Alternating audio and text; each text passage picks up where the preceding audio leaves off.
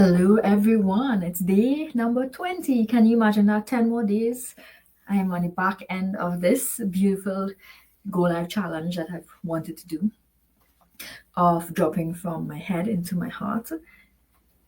And it's been such an amazing journey because I'm actually getting to own my voice so much more just in public. And you know what? The fear of what people think, it's nearly gone, I should say.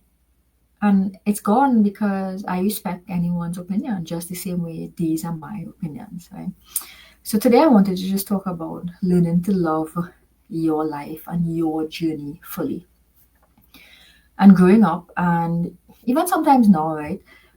You find yourself, or I used to find myself comparing myself to someone who had something that I actually wanted. And at times I would literally say, well, I don't understand how they can have it and I can't because I'm better at such and such and such, right? Whatever it is.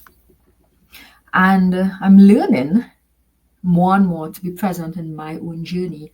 And how I am doing this is simply by asking myself, so that thing that that person has, right?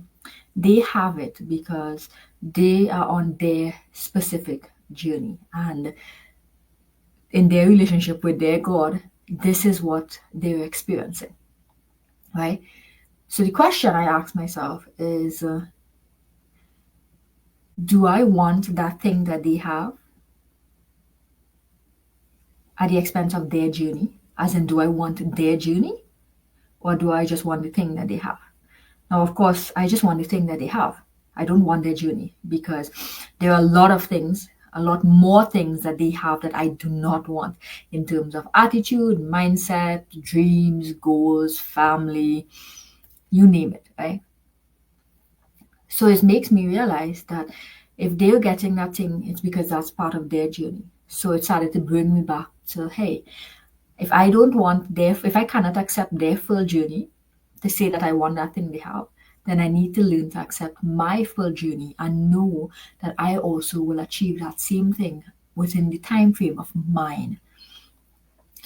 And it has given me a deeper appreciation for who I am, for my past, and for me being in control of who I can become. Because once you start to pull your energy back in, you stop reacting to what other people have. Instead of me comparing to somebody else, I now get clear within myself as to why I want this goal. What more could I do to achieve this goal? Right.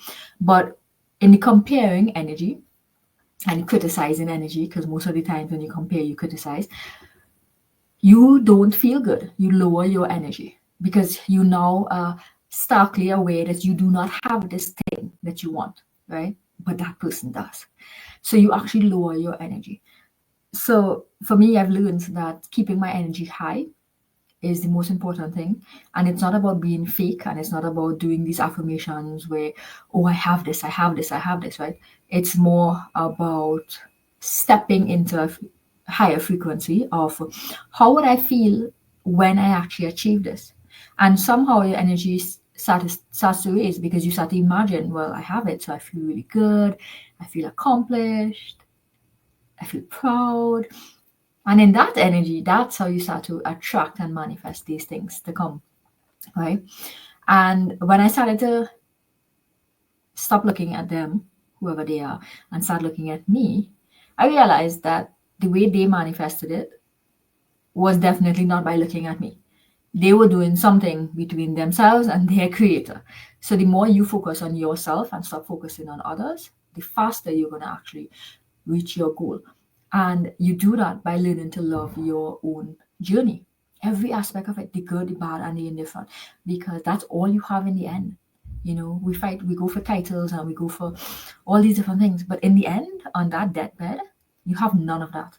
You take none of that with you. People don't remember you for your title. They remember you for the things the mark that you made in the world, the impact that you made. And you make really great impact by being your authentic best self, by loving your journey, by loving your life. And it takes practice. It really does take practice because there are times where you just get triggered by someone else. But those are the moments when you need to remind yourself, those are the most important moments okay, I'm being triggered. So that's showing me that I still am not loving myself or my journey fully. And you turn it around and then you go again. And soon that thing that used to trigger you wouldn't even trigger you anymore. Soon that person who has something that you want wouldn't even matter because you have it, or you've learned to love that I will get it when the time is right for me. But it comes with practice. So that's what I wanted to share today. So that is it for me. Enjoy your weekend, guys, and I will see you tomorrow.